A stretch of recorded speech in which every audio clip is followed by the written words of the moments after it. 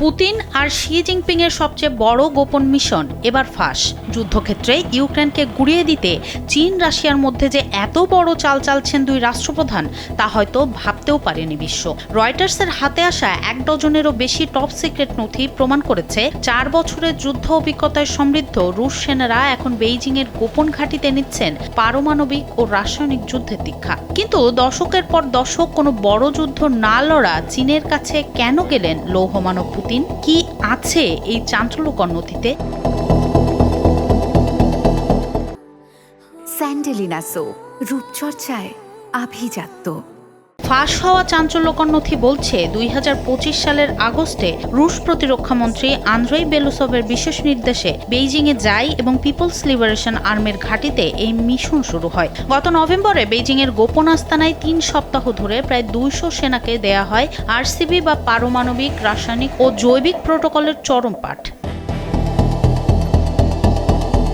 চীনা প্রশিক্ষকরা রুশ সেনাদের পারমাণবিক চুল্লির মডেল দেখিয়ে বিকিরণ ও রাসায়নিক শনাক্তকরণ সহ দূষিত পরিবেশে বায়ু চলাচল ব্যবস্থা সুরক্ষিত রাখার অতি সংবেদনশীল রণকৌশল শেখাচ্ছে। সামরিক দিক থেকে চরম সংবেদনশীল এই প্রশিক্ষণের খবর ছড়াতেই ইউরোপের দেশগুলোর মধ্যে তীব্র উদ্বেগ তৈরি হয়েছে।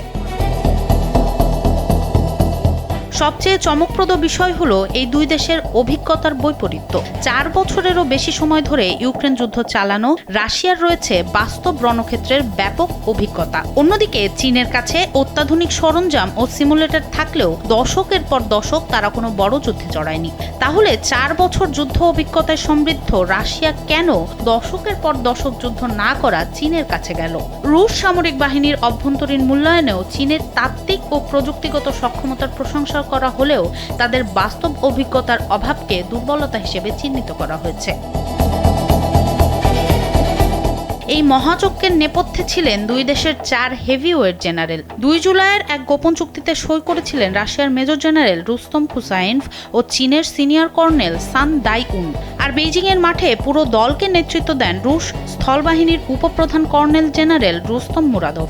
সঙ্গে ছিলেন চীনের PLA একাডেমির প্রধান মেজর জেনারেল লি জিনসুন এবং রুশ মেজর জেনারেল ভিটালি গেরাসিমভ। স্বভাবতই বেইজিং একে ভিত্তিহীন এবং ক্রেমলিন পশ্চিমা অপপ্রচার বলে ওড়ালেও ইইউ এর পররাষ্ট্রনীতি প্রধান কাজা কালাস নিজস্ব সূত্রে এই রোমাঞ্চকর সামরিক আতাতের সত্যতা পেয়েছেন। ইতিমধ্যে বেশ কিছু চীনা প্রতিষ্ঠানের ওপর নিষেধাজ্ঞাও দিয়েছে ইইউ।